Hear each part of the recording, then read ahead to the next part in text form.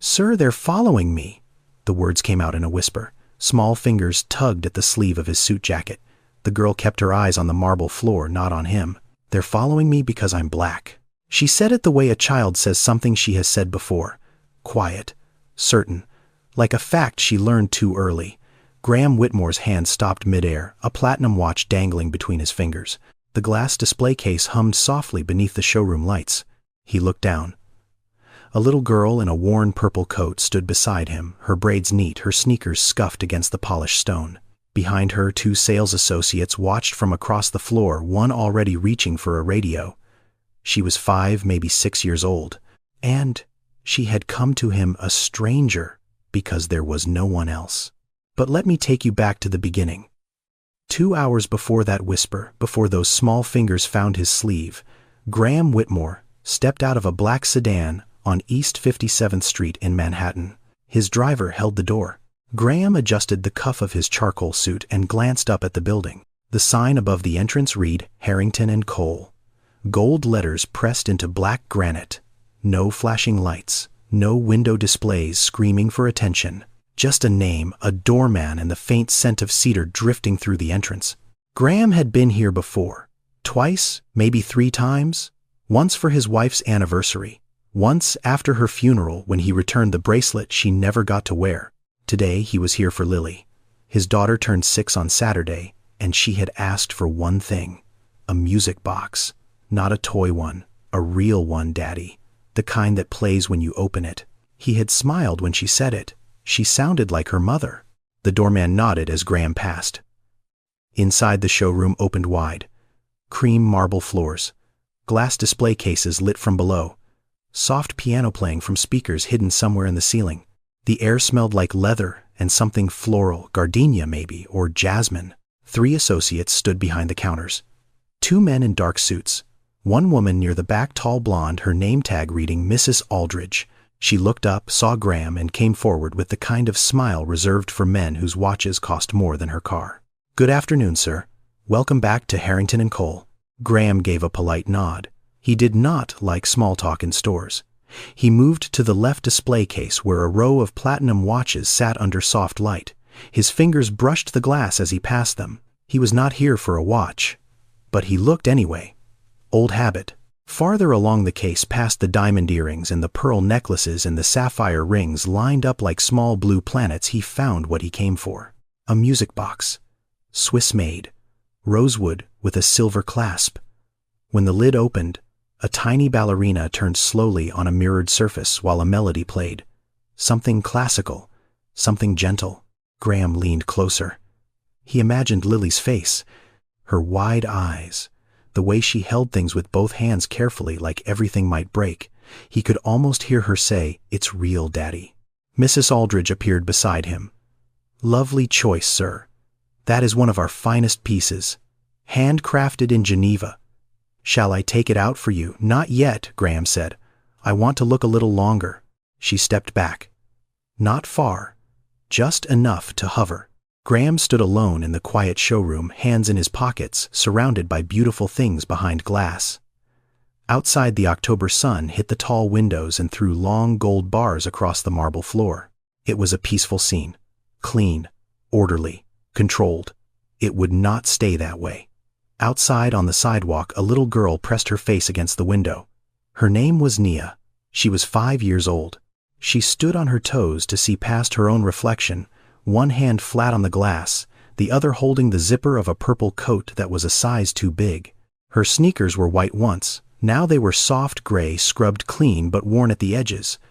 Her hair was braided in 2 neat rows that ran close to her scalp, tied at the ends with small yellow beads. Someone had taken time with those braids. Someone who cared. Nia was not lost. She was waiting. Her grandmother Ruth had gone into the pharmacy next door. 2 prescriptions, a blood pressure pill and something for her knees. She had looked at Nia and said, "Stay right here, baby. Do not move. I will be 5 minutes." Nia had nodded. She was good at waiting. But the window pulled her. Behind the glass, everything glowed. The jewelry, the watches, the velvet trays, the little glass shelves lit up like a dollhouse. And right in the center of the display, behind a brass stand, sat a music box. It was small and dark, with a curved lid and a little silver latch. Even through the glass, Nia could see the tiny figure inside, a ballerina frozen mid-turn on a round mirror. Nia stared at it the way children stare at things that remind them of something they cannot name yet. Her lips moved. She whispered something too quiet for anyone on the street to hear. Inside the store, Graham noticed movement near the front window. A small shape, a flash of purple, a child's hand flat against the glass. He glanced, then looked away, then looked back again. The girl was staring straight at the music box. For a moment, the two of them were looking at the same thing from opposite sides of the glass.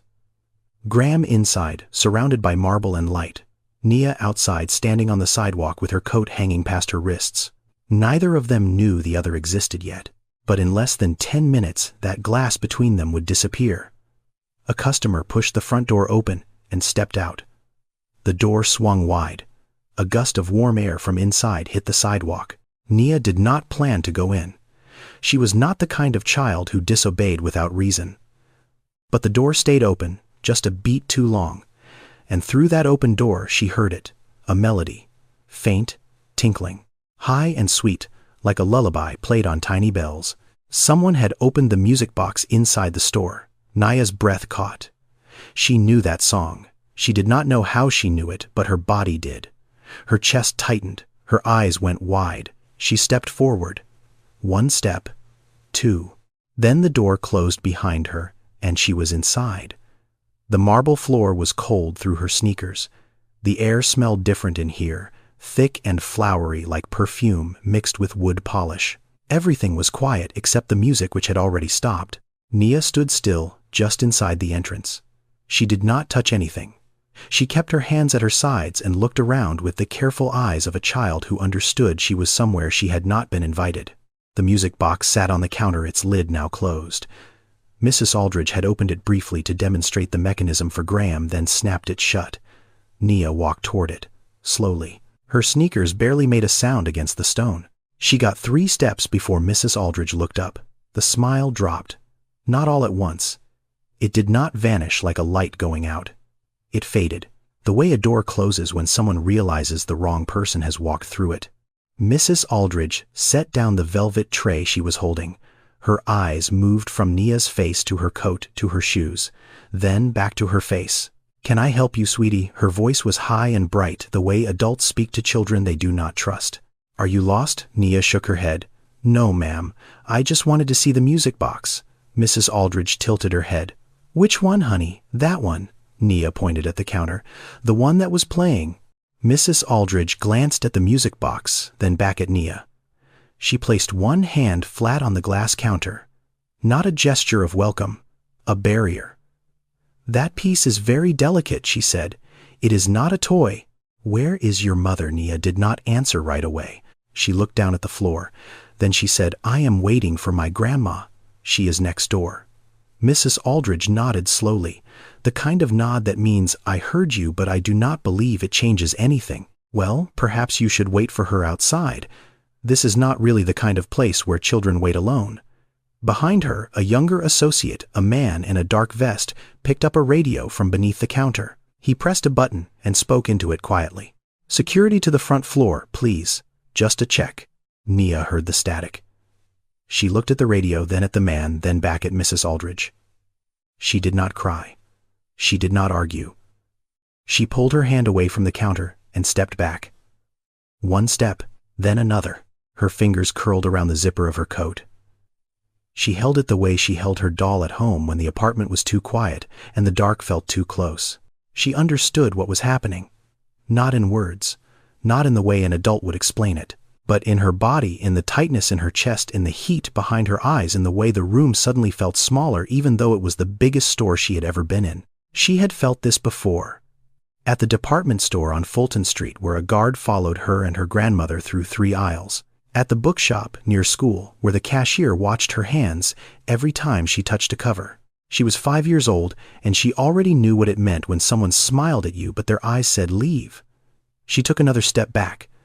The music box sat on the counter behind Mrs. Aldridge, its lid shut, its melody locked inside.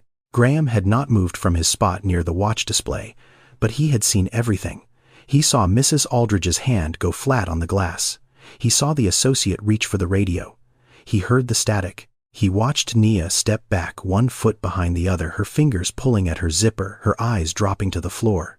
He did not react right away. Graham Whitmore was not a man who moved on impulse. He built his career reading rooms, reading people, reading the distance between what someone said and what they meant. He had closed deals across 3 continents by sitting still and watching. So he watched. He watched Mrs. Aldridge's posture shift from hospitality to patrol. He saw the way her body angled toward Nia, not to help but to herd. He noticed that no other customer in the store, not the older couple near the bracelet case, not the man in the gray coat trying on cufflinks, had received a single glance from security. Just the girl, just Nia. He set down the watch he had been holding.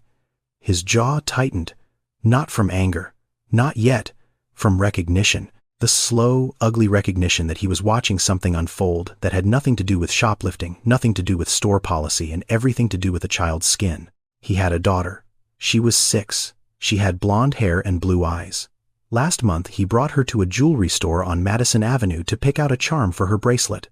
The associate had offered her a glass of sparkling water on a silver tray.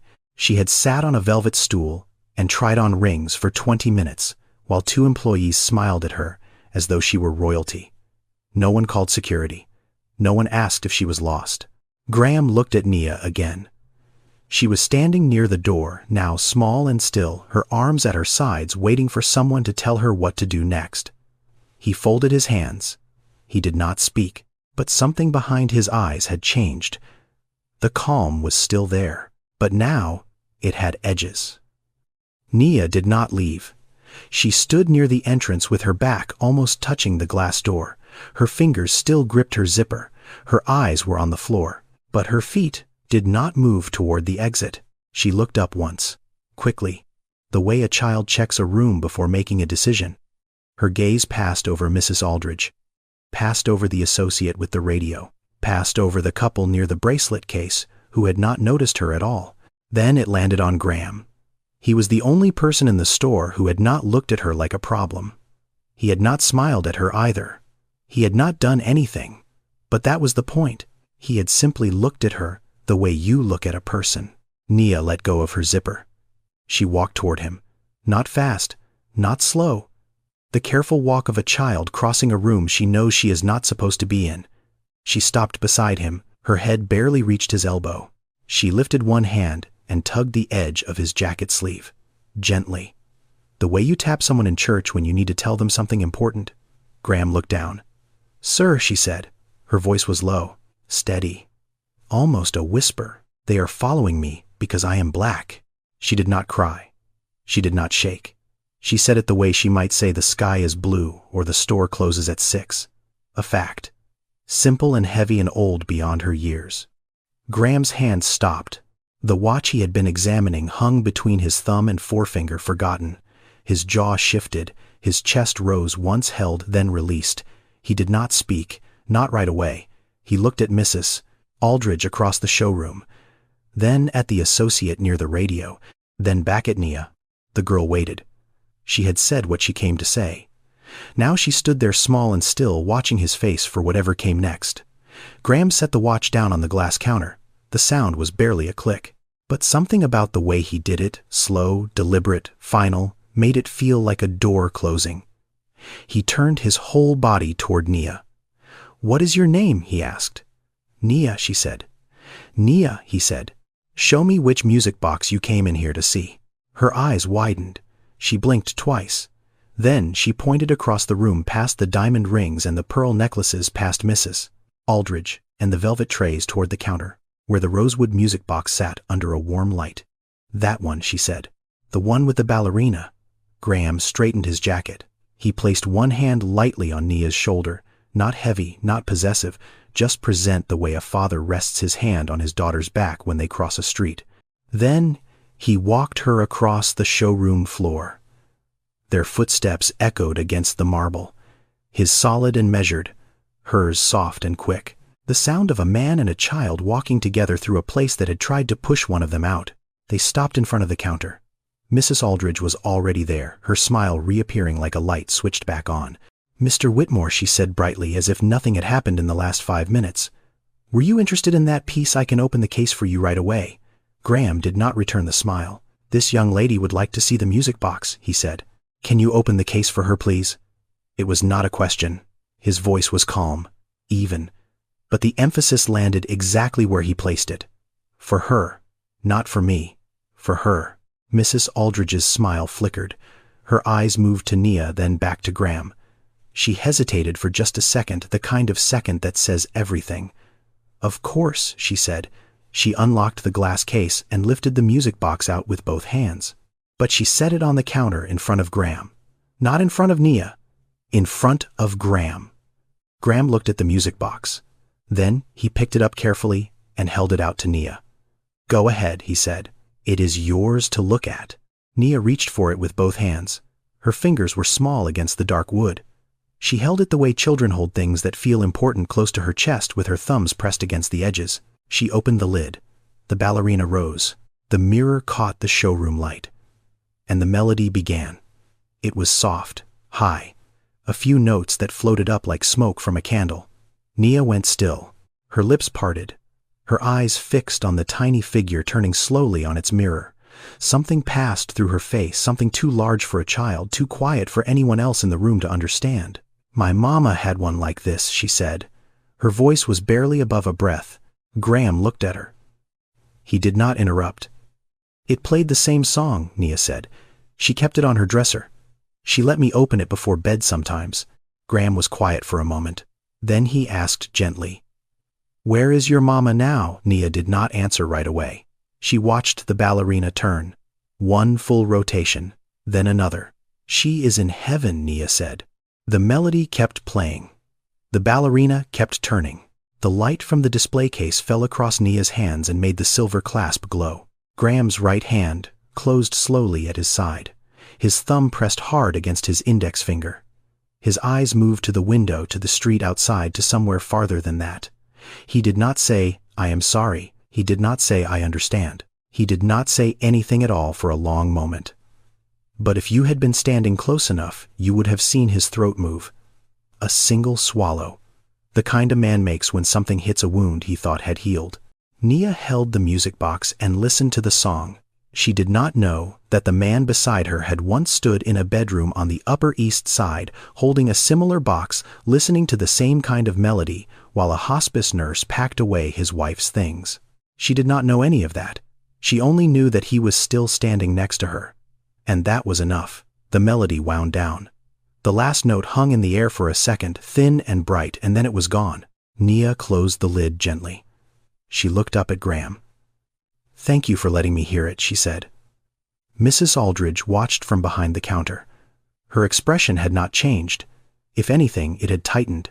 She glanced toward the back of the store, then at her colleague near the entrance, and gave a small nod. The kind of nod that meant, handle it. 2 minutes later, a man in a dark blazer appeared at the edge of the showroom. He was tall, broad across the shoulders, with a name badge clipped to his pocket that read, Security. He walked in from a side corridor and stopped a few feet from the counter. He did not look at Graham. He looked at Nia. Mrs. Aldridge stepped toward him and lowered her voice, though not low enough. There is an unaccompanied minor on the floor, she said. She has been here for several minutes without a parent or guardian. I believe she may have wandered in from the street. The guard nodded. He approached Nia calmly, the way store security is trained to approach hands. Visible posture, open voice, steady. Hey there, sweetheart, he said. Where are your parents? Nia looked up. Her grip on the music box tightened. She glanced at Graham, then back at the guard. My grandma is next door, she said. She told me to wait outside. So you are not supposed to be in here, Mrs. Aldridge said, her voice soft, almost sympathetic, as if she had just solved a small mystery. That is what I thought. She turned to the guard. Can you help her find her grandmother, please? We do not want her to get lost. Nia's chin dropped. She held the music box closer. I am not lost, she said quietly. The guard extended his hand. Come on, sweetheart. Let us go find your grandma. Nia did not take his hand. She looked at Graham again. Her eyes asked the question her mouth could not form. Graham stood still. He watched the guard. He watched Mrs. Aldridge. He watched the way the scene was being arranged politely, efficiently, and entirely around removing a 5-year-old girl from a room where she had done nothing wrong. The guard reached gently for Nia's arm. "She is with me." Graham's voice cut the silence cleanly. Not loud, not angry. 3 words spoken the way a man speaks when he is accustomed to ending conversations, not starting arguments. The guard froze. His hand hovered near Nia's elbow. He looked at Graham as if hearing him for the first time. "She is with me," Graham said again. "She is not lost. She is not unaccompanied. She is standing here with me looking at a music box. Is there a problem with that?" The guard pulled his hand back slowly. He glanced at Mrs. Aldridge. She opened her mouth, closed it, then pressed her lips together. "No problem, sir," the guard said. "Just checking."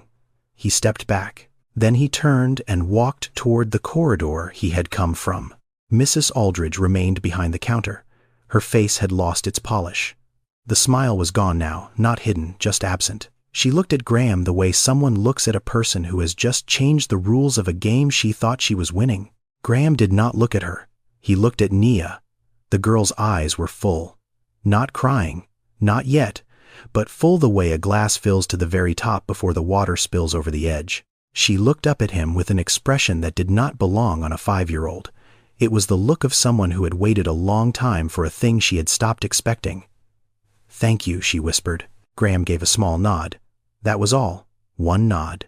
But his hand stayed on her shoulder, and he did not step away. Across the store, the older couple near the bracelet case exchanged a glance. The man in the gray coat who had been trying on cufflinks looked up and then quickly looked down again. A younger associate standing near the back wall held a velvet tray against her chest and did not move. The room was the same. The marble, the glass, the gold letters, the soft piano. Nothing had changed, but the air felt different, the way a room feels after someone has said something true in a place built on appearances.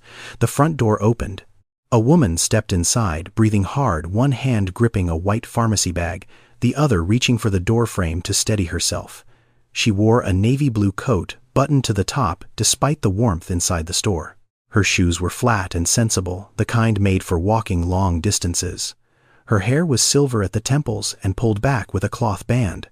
She was 63 years old, and she looked every year of it. Her eyes swept the showroom quick and sharp the way a woman looks when she has spent her whole life being responsible for someone small. She found Nia immediately. The girl was standing beside a tall white man in a charcoal suit holding a music box against her chest. Ruth's body went rigid. "Nia," she said. Her voice carried across the marble floor. It was not loud, but it had the weight of a woman who had raised children and buried one. Nia turned. "Grandma." "Come here," Ruth said. "Right now." Nia did not argue. She walked toward her grandmother, still holding the music box. Ruth took her gently by the shoulder and pulled her close, wrapping one arm around her. Her other hand still held the pharmacy bag. 2 pill bottles rattled inside. Ruth looked at Graham. She did not smile. She did not thank him. She studied him the way a woman studies a stranger standing too close to her grandchild in a place that does not feel safe. "Who are you?" she said. It was not rude. It was direct. Graham met her gaze. "My name is Graham Whitmore. Your granddaughter came into the store while you were next door. Some of the staff gave her a hard time. I stayed with her." Ruth's eyes moved from Graham to Mrs. Aldridge, who was rearranging trays behind the counter with great concentration, then to the associate with the radio, who was suddenly very interested in a display of watches near the wall. Ruth's jaw tightened. She looked down at Nia.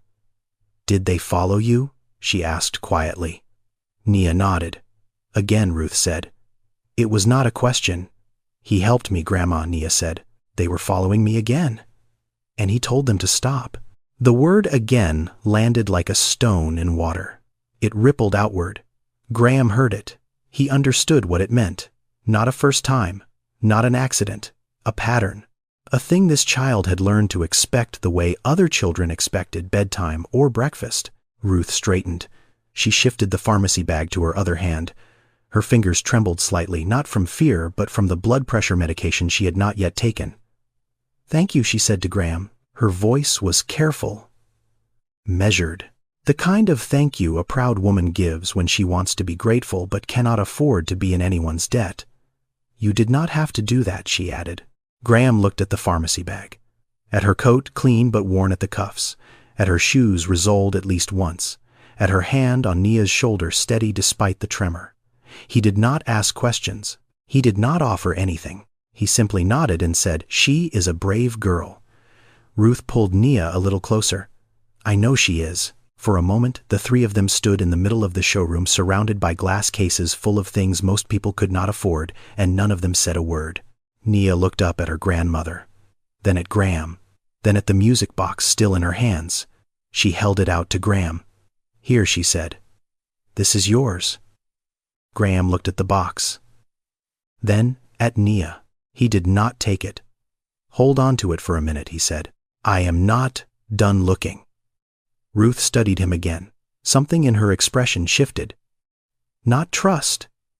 Not yet, but the beginning of it, the kind of opening that happens when a stranger does something small that a proud woman cannot explain away. She kept her hand on Nia's shoulder.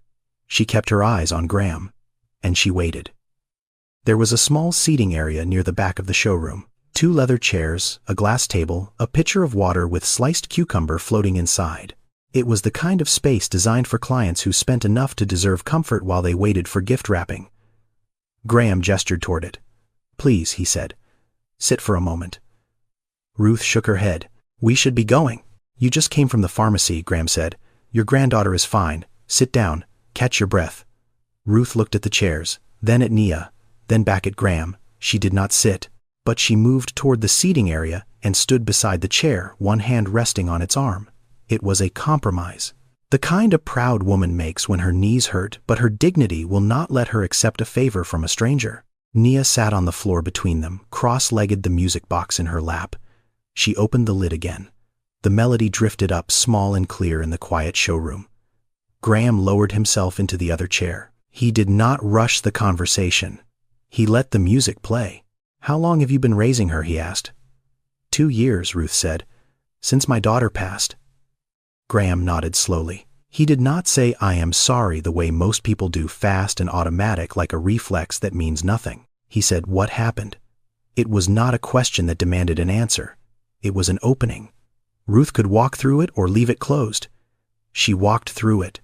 "Lupus," she said. "My Denise had it since she was 24. She fought it for 12 years. Near the end, her kidneys gave out. She was 36. Ruth's voice was even. Flat, almost.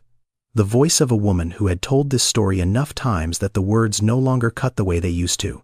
They just sat there, heavy and still. Nia did not look up. She kept her eyes on the ballerina turning in the music box, but her fingers had stopped moving. She was listening. "Denise asked me to take Nia," Ruth said, "before she passed. She said, 'Mama, do not let her end up in the system.' So I did not." She paused. "I was 59. My husband was already gone. I had a pension and a 2-bedroom apartment in the Bronx, not much else. But I had arms, and I had time. So I took her." Graham listened. His hands were folded in his lap. He did not interrupt. The heart trouble came after Ruth said. She touched her chest lightly, the way someone touches a bruise to see if it still hurts. "Stress, the doctors say." "I do not know about that. I just know some mornings it is hard to get up the stairs." She looked at Graham directly. "But we manage," she said. "We always manage." It was not a complaint. It was a line drawn in the ground, a declaration. We are not here to be pitied. Graham held her gaze. "I lost my wife," he said, 3 years ago. My daughter Lily is about Nia's age. She turns 6 on Saturday." Ruth studied him. Her expression shifted. Not sympathy. Recognition. The recognition that passes between 2 people who have stood in the same dark room, even if they entered through different doors. "I am sorry," Ruth said. And she meant it. Graham glanced at Nia. She had closed the music box and was running her thumb along the silver clasp, tracing the edge the way a child traces something she wants to memorize. "She reminds me of Lily," Graham said quietly. "The way she holds things. Careful. Like everything matters." Ruth looked down at her granddaughter. Her hand moved to the back of Nia's head and rested there, palm against braids, steady and warm. "Everything does matter," Ruth said. "When you do not have much, everything matters." The melody had stopped. The showroom was quiet except for the soft piano still playing from the ceiling speakers. For a few seconds neither of them spoke. They just sat there, a man in a charcoal suit and a woman in a buttoned navy coat, on opposite sides of a glass table with cucumber water. Neither of them touched, while a little girl in a purple coat held a music box and hummed the melody from memory. It was the quietest moment in the store all day. It did not last. Mrs. Aldridge appeared at the edge of the seating area. She had refreshed her lipstick. Her posture was straighter. Her smile was back wider this time, aimed entirely at Graham. "Mr. Whitmore," she said, "I just wanted to check in. Is there anything I can help you with?" Her eyes stayed on Graham. She did not look at Ruth. She did not look at Nia. They might as well have been furniture. Graham said nothing for a moment. He let the silence sit. "We are fine," he said. Mrs. Aldridge clasped her hands in front of her. "Wonderful. I also wanted to mention we have a private viewing room in the back for our preferred clients. If you would like a quieter space, I would be happy to set that up for you." She paused. "Perhaps the little girl and her grandmother would be more comfortable waiting outside while you browse. It can get a little overwhelming in here for young ones." Her voice was silk, every word polished, every word designed to sound helpful while doing the opposite. Ruth's jaw tightened. She straightened her back and moved her hand from Nia's head to her own knee, gripping it. Graham did not stand. He looked at Mrs. Aldridge with the same calm expression he had worn all afternoon, but his voice when it came was different. Lower, slower. "Why would they be more comfortable outside?" he said. Mrs. Aldridge blinked. "Excuse me, you said they would be more comfortable outside. Why?" She opened her mouth, closed it, opened it again. "Well," she said, "children can get restless in a showroom and the merchandise is quite delicate, and I just thought—" "You thought," Graham said. He let the word land. He did not raise his voice. He did not lean forward. He just repeated her word back to her and let it sit in the air like a mirror. Mrs. Aldridge's hand went to her collar. She tugged at it lightly. A reflex. The way someone adjusts their clothing when they feel exposed. "I was only trying to be considerate," she said. "Were you?" Graham said. Near the back of the showroom, a young woman stood behind a display case of pearl earrings. Her name tag read Maya. She was 23, biracial, with her hair pulled back in a low bun. She wore the same dark uniform as the other associates, but she stood differently, stiffer, as though she were trying to make herself smaller. Maya had been watching since Nia walked in. She had seen Mrs. Aldridge follow the girl. She had heard the radio call to security. She had watched the guard approach a 5-year-old and ask where her parents were, and she had said nothing. Now she stood behind the pearl case with a velvet tray pressed against her stomach, her eyes on the floor, her lips pressed together. She knew what was happening. She had known for months. She had seen Mrs. Aldridge watch every black customer who walked through the door. She had seen the pattern, the casual redirect, the polite suggestion that perhaps they might find what they were looking for elsewhere. The way Mrs. Aldridge's smile changed depending on who she was smiling at. Maya had thought about saying something. Twice she had almost gone to the manager. Both times she stopped herself. She had student loans. She had rent. She had a mother who had worked 2 jobs so Maya could get a position in a place like this. So she stayed quiet. And the quiet felt like swallowing glass. Graham turned his attention back to Mrs. Aldridge. She had not moved. "I would like to speak to the store manager," he said. Mrs. Aldridge's face changed. The smile dissolved. Something beneath it surfaced, not fear exactly, but the beginning of it. "Mr. Whitmore, I assure you, the manager, please," Graham said. His tone was the same as when he placed an order at a restaurant. No heat, no edge, just certainty. Mrs. Aldridge hesitated. Then she turned and walked toward the back corridor. 2 minutes passed. A man appeared from behind a frosted glass door. He was in his 50s, silver-haired, impeccably dressed. His name was Richard Calloway, and he had managed the Harrington and Cole flagship on East 57th Street for 11 years. He walked toward Graham with his hand already extended. "Mr. Whitmore," he said. "What a pleasure. I did not realize you were in the store today." He knew the name. Of course he did. Whitmore Capital held a significant position in the parent company that owned Harrington and Cole. Not a majority stake, but enough to matter, enough to make phone calls that got returned the same day. Graham did not shake his hand. He looked at Calloway the way he looked at CFOs who brought him numbers that did not add up. Mr. Calloway, Graham said. In the last 30 minutes, I watched your staff call security on a 5-year-old girl because she walked into your store.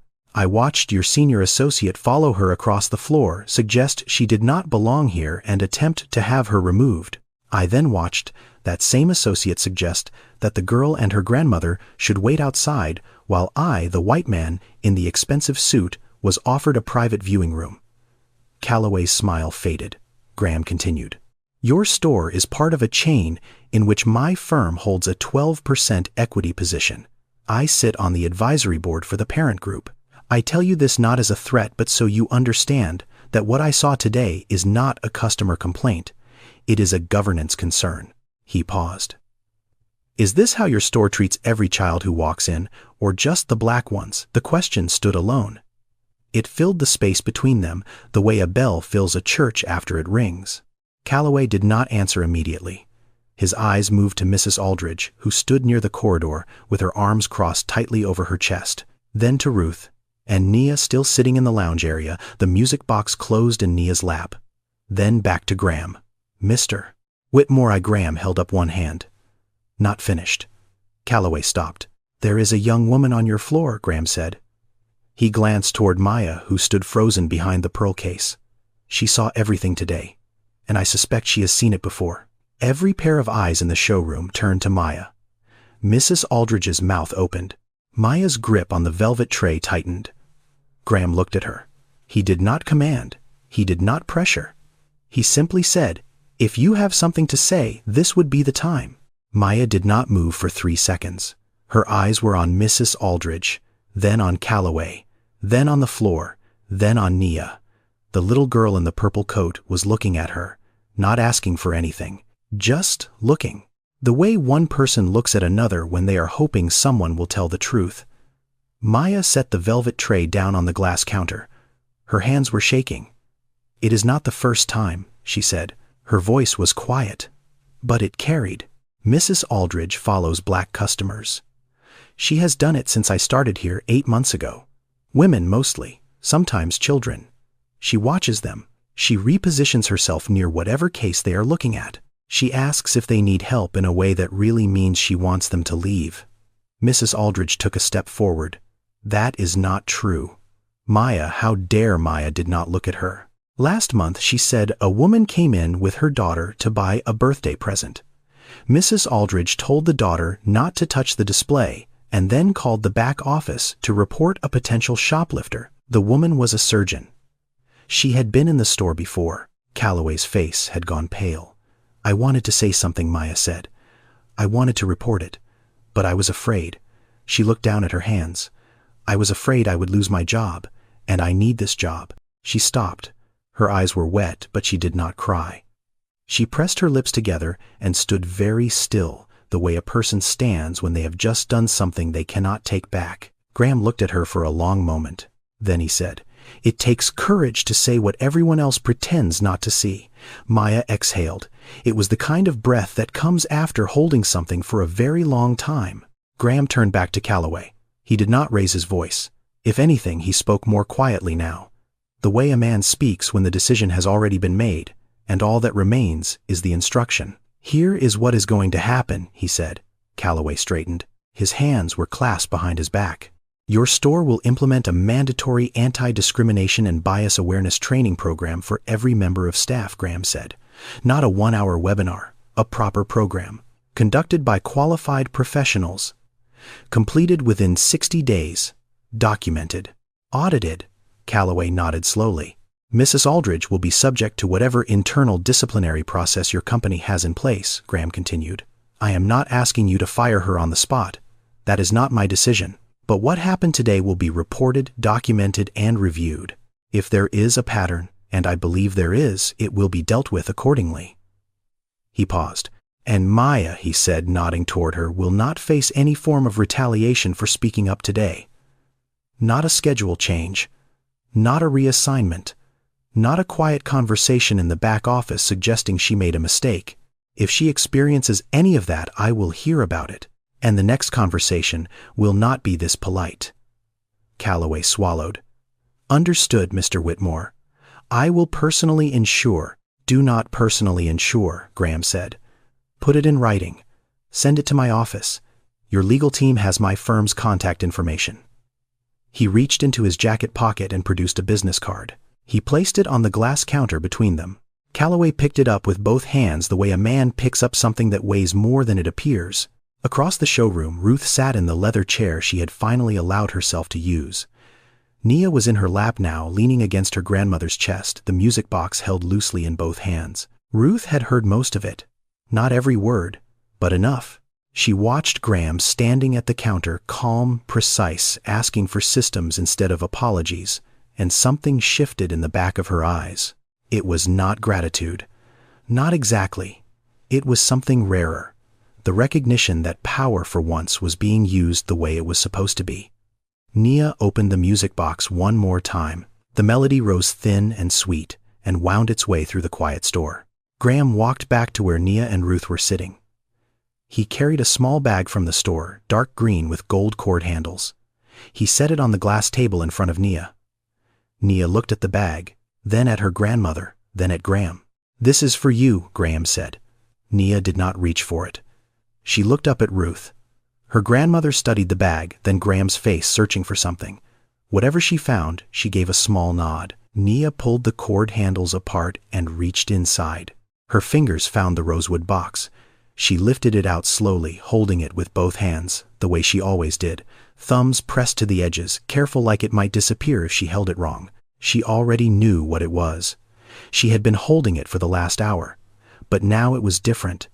Now it was hers. She opened the lid. The ballerina rose. The mirror caught the late afternoon light coming through the front windows. The melody began thin and high, each note landing like a drop of water in a still room. Nia did not smile.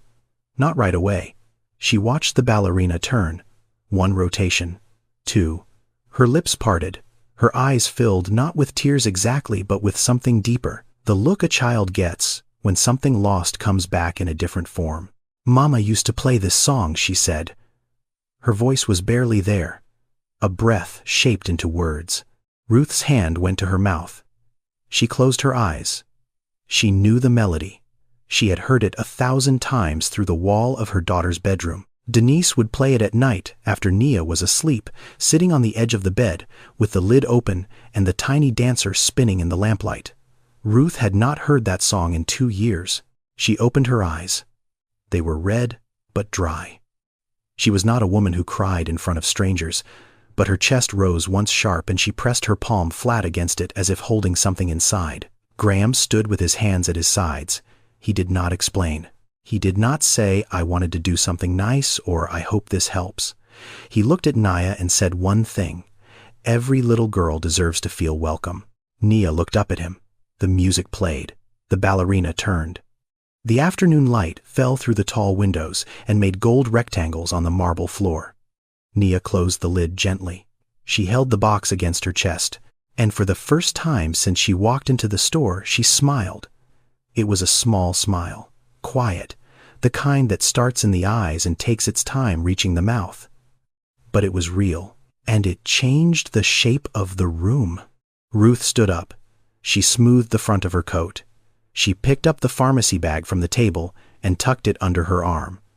We should go, she said. Graham nodded. He walked with them toward the front door. The doorman opened it. The October air came in cool and sharp, carrying the sound of traffic and distant conversation. Nia stepped onto the sidewalk. She turned back and looked at Graham. She lifted one hand and waved. Not a big wave, a small one close to her body, fingers opening and closing. The wave of a child who has not yet learned to say goodbye to someone who matters. Graham raised his hand. He did not wave back the same way. He held his palm open, steady the way you hold a door for someone. Ruth stopped on the sidewalk. She turned. She did not smile, but she extended her hand. Graham took it. Her grip was firm. Her skin was rough, the hands of a woman who had spent her life working. She held his hand for 3 seconds. Maybe 4. Thank you, she said, for seeing her, not for the gift, not for the music box, not for standing up to the staff or calling the manager or demanding change, for seeing her. Graham held her gaze. He nodded once. That was all. Ruth released his hand. She placed it on Nia's shoulder, and the two of them turned and walked up East 57th Street toward Lexington Avenue. Graham stood in the doorway. He watched them go. Nia's purple coat grew smaller between the gray coats and black coats moving in both directions.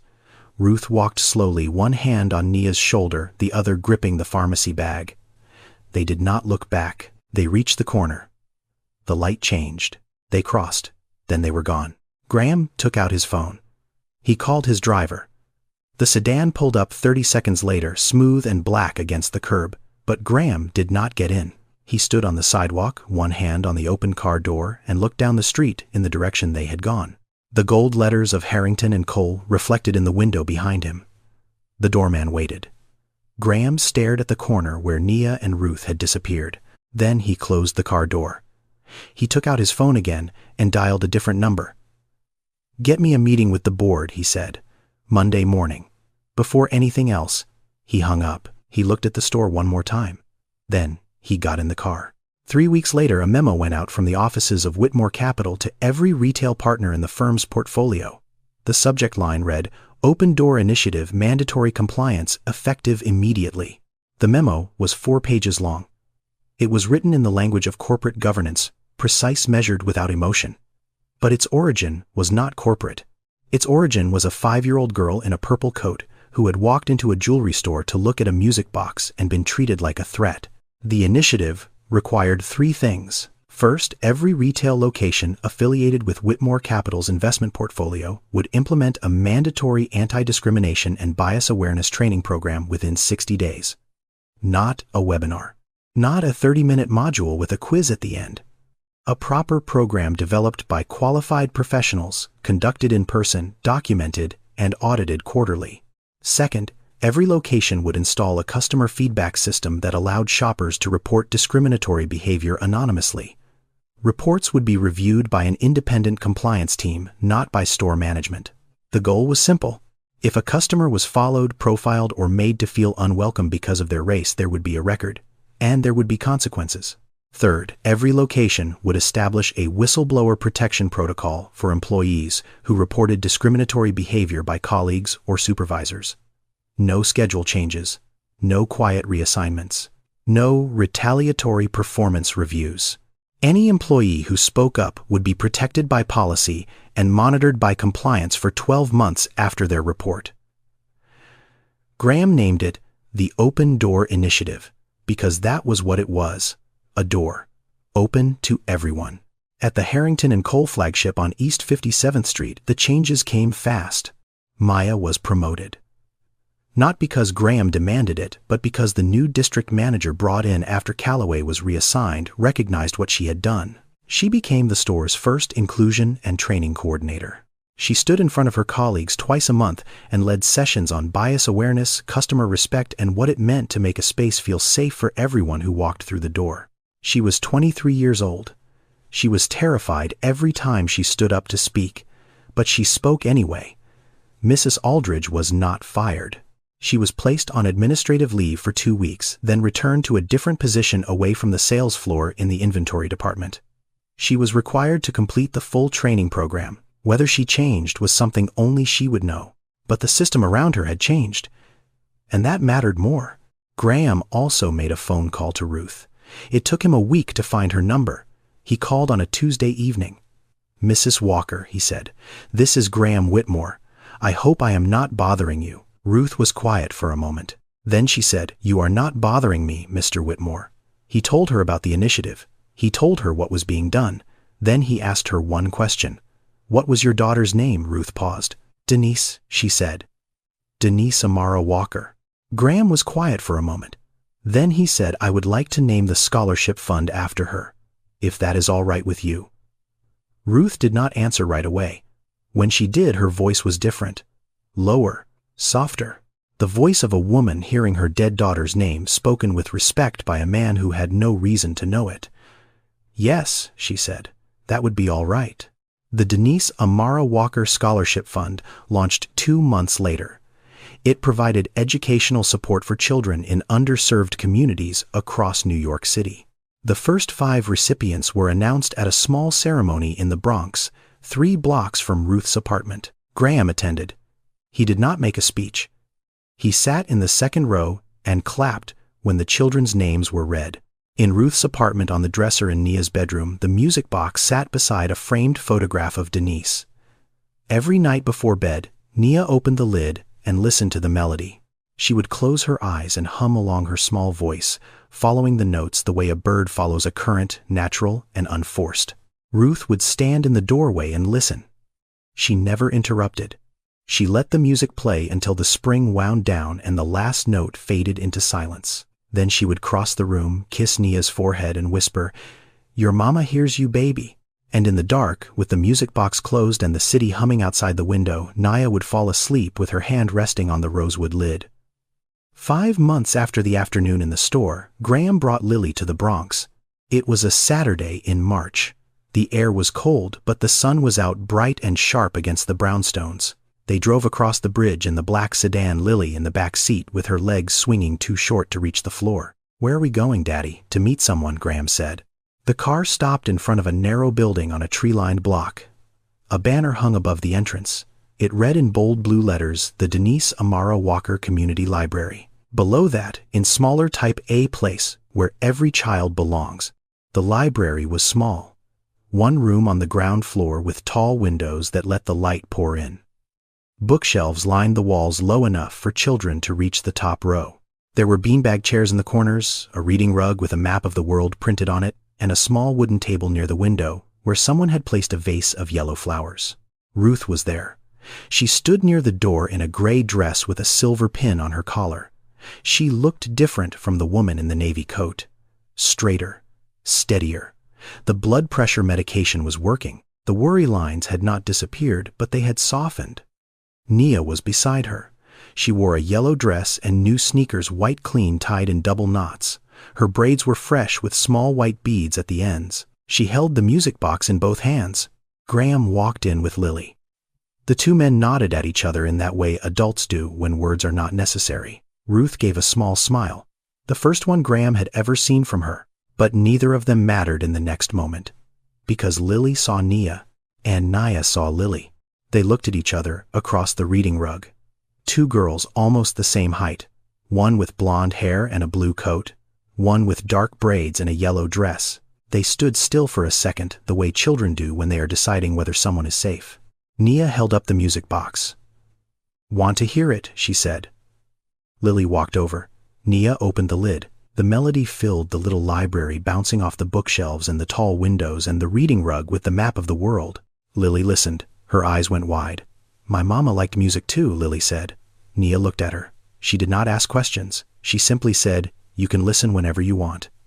Lily sat down on the rug. Nia sat beside her. The music box played between them, the ballerina turning slowly in the afternoon light. Then Lily laughed. And Nia laughed.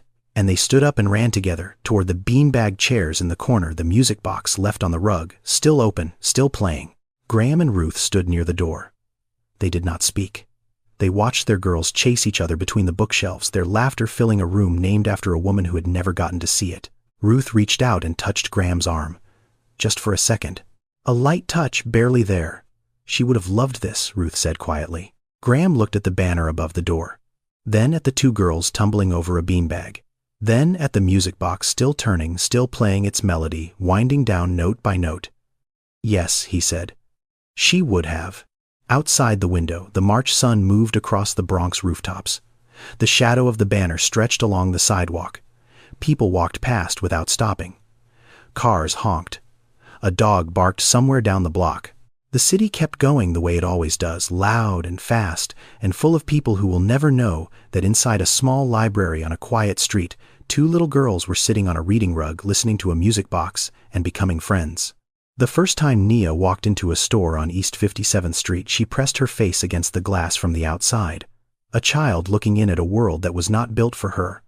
Her sneakers were scuffed, her coat was too big, and the woman behind the counter reached for a radio before Nia could even say a word. The last time we see Nia, she is running through a library that carries her mother's name. Her sneakers are new, her laugh fills the room. A girl with blonde hair runs beside her, and neither of them is thinking about glass or marble or who belongs where. Between those two moments, a man stopped what he was doing and looked down. He saw a child. Not a problem, not a charity case, not a symbol. A child. And he decided that seeing her was not enough. He had to make sure the world saw her too. Some people walk past the glass. Some people stop. And once in a great while, someone opens the door. The melody played one last time. Thin and high and sweet. The ballerina turned. The mirror caught the light. Then the lid closed. And the room was still. If this story touched you, share it with someone who needs to hear it. This story is a work of fiction.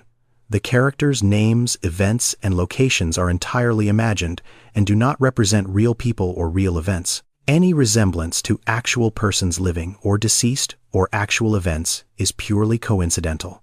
This story was created for entertainment and educational purposes to explore themes of dignity, fairness, and the power of standing up for what is right.